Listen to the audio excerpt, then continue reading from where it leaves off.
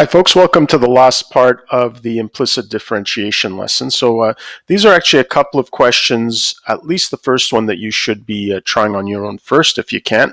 So let's take a look at what they're asking for. So they say determine the points where the tangent to the curve is horizontal and when it's vertical. Okay, and then check your answer on Desmos. I'll leave it to you to check it on Desmos. So again, what does it mean for the slope to be, for the tangent to be horizontal? It means the slope of the tangent has to be 0, meaning that dy dx has to be equal to 0. And when is it vertical? Well, that's going to be vertical when the slope of the tangent is undefined, and so dy dx has to not exist. All right, so let's go ahead. So again, this is one of these examples where I could solve for y explicitly and do it that way, but I actually think it's just going to be much easier to solve this using implicit differentiation. So I'll take the derivative of the left-hand side. So derivative of x squared is just 2x minus the derivative of y squared. So now we've seen this a few times. We're going to use the chain rule. First, the derivative of y squared, which is 2y, times the derivative of y with respect to x. All right, and then of course the derivative of 1 is just equal to 0. Okay, so let's solve for y prime. So here we've got negative 2x, and then we'll divide by negative 2y. So here y prime is just equal to x over y. Okay, so let's see what that gives us. So first we want to determine where we have a horizontal tangent. Okay, and so what we need is we need y prime to be equal to 0. Okay, but we just have a fraction here. So when is y prime equal to 0? When the numerator is equal to 0. So we need x to be equal to 0. All right, now notice what they ask us for is for the points at which there's a horizontal tangent. So we need to find the y value. Now, just as we would have done with a function, how would we have determined the y value? By inputting this back into the equation, except of course we see that the equation is given implicitly. So let's solve for x equaling 0. So here we have 0 squared. So 0 minus 0 squared minus y squared is equal to 1. So here essentially we have that y squared has to be equal to, so I'll divide both sides by negative 1, and of course we know that y squared can never be equal to negative 1. So that means there are no horizontal tangents. Okay, because the derivative of y with respect to x can never be equal to 0. It produces this contradiction. All right, so let's see if it has any vertical tangents. Okay, so here we need y prime to not exist. All right, so again, we have a fraction. What's going to make this fraction not exist? Well, when the denominator is equal to 0. So that means that we need y to be equal to 0 here. So again, we know the y value. To solve for the x value, we put it back into the equation. So here we have x squared minus 0 squared is equal to 1. And of course, that's just x squared is equal to 1. So we actually have two values, plus or minus 1. Okay, please remember when you're taking these square roots, okay, lose a lot of marks for just missing that extra negative there. All right, so that means that this has a vertical tangent at 2 points. It has a vertical tangent at 1, 0, because remember y had to be equal to 0, and at negative 1, 0. Okay, so not surprisingly, with something that looks like it could very well be a relation, that we might have more than one answer here. All right, so again, what I suggest you do is plot this on Desmos, and you should see that at 1, 0 and negative 1, 0, you have vertical tangents. Now, you might also want to look at what type of relation this is. This is actually a very important relation. Okay, we saw an ellipse in number 3, which I asked you to do on your own. We had seen a circle in number 1. This is a related, very important relation.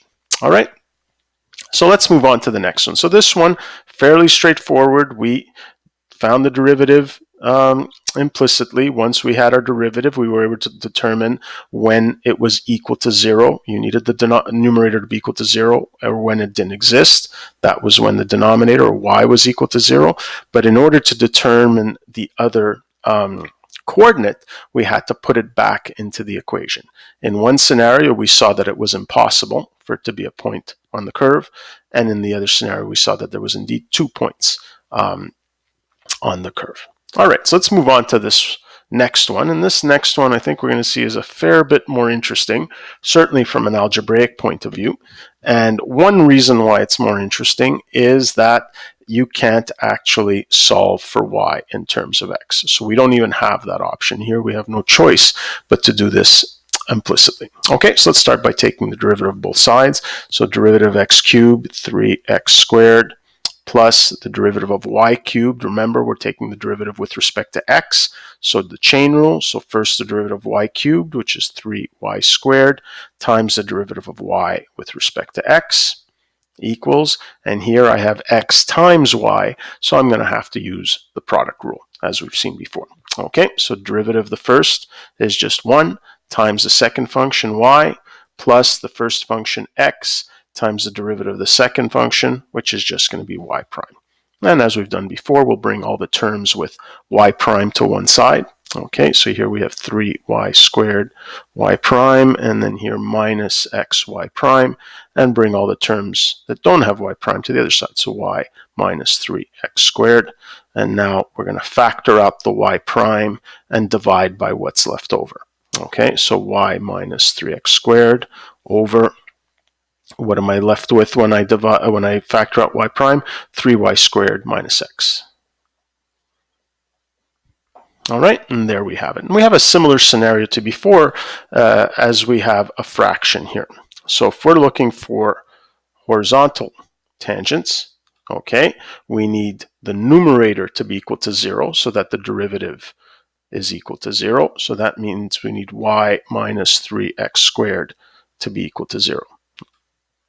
But here you realize that you can't actually solve this.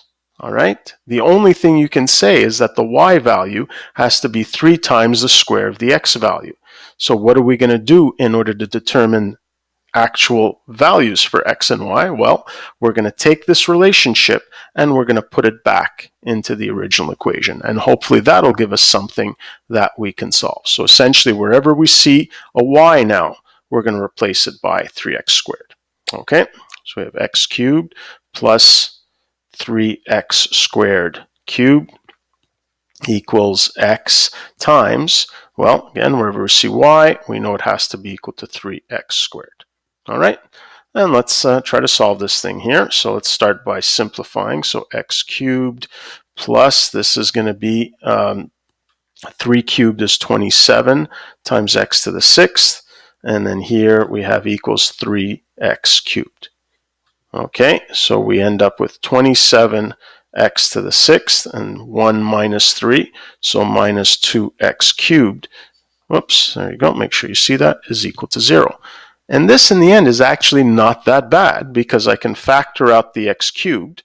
And what are we left with? Well, we're left with 27x cubed minus 2 equal to 0. And so we have two possibilities. We have that x can be equal to 0 from this first scenario.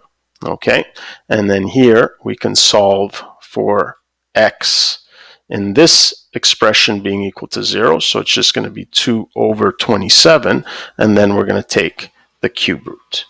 All right, and so we now have the x values that are going to produce a 0 derivative, but of course they were looking for the points. But we already know that in order to have this 0 derivative, y just has to be equal to 3x squared. So all we have to do is input these into y equals 3x squared in order to get our y values. Okay, so what we have here is we have one point's going to be 0, and of course when we input 0 into 3x squared, we just get 0. Okay, and the other one is, and I'm not going to bother simplifying it here, we've got the x value is going to be the cube root of 2 over 27. Okay, whoops, I shouldn't have put that there. And then the y value is just going to be 3 times the square of cube root 2 over 27. And there you go. There's my point. All right. So there we have it. Just to recap here, once we found our derivative, we realized that in order for the derivative to be equal to 0, we needed this numerator expression to be equal to 0, and that gave us not something I could solve for, but a relationship between y and x, which I was then able to plug in to my original equation to eventually solve for these x values, and then I could use that relationship to determine the two y values. All right? Let's now look at the other scenario where we have a vertical tangent. Okay, and similarly, as before, we have a fraction. So in order for this not to exist, remember that's what we need, the derivative not to exist in order to have a vertical tangent, we need the denominator to be equal to 0. So we need 3y squared minus x to be equal to 0. Okay, and similar to what we just did, we're not able to solve this outright, but we are able to get this relationship between x and y. So now I'm going to do the exact same thing.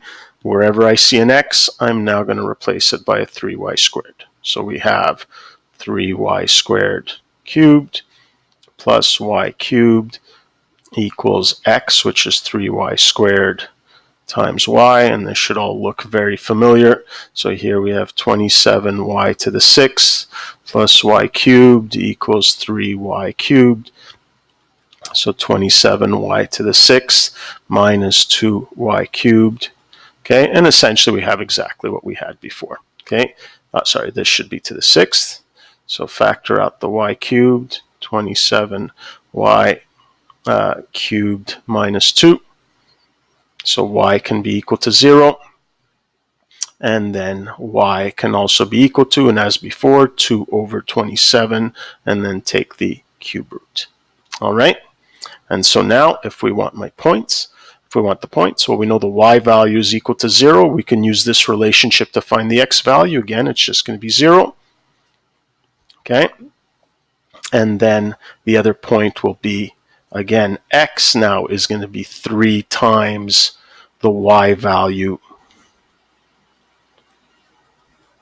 squared, okay, and the y value is going to be the cube root of 2 over 27, okay, and there you have it, 2 points where you have vertical tangents. Now, if I move this up here, I'm wondering if you notice something interesting, okay. This function at 0, 0, because these points are different. They may look the same, but they're actually different points. But these are the same points. So that means that this is a relation that has both a vertical tangent and a horizontal tangent at 0, 0. So it'll be interesting to see what that would look like. In fact, you might even want to try to conjecture what that must look like at 0, 0 in order for it to have both a horizontal tangent and a vertical tangent. So you can go take a look at that on Desmos. And if you want to do number 6, which is essentially just playing with Desmos and coming up with even crazier implicitly defined relations. Okay, that's it for this lesson.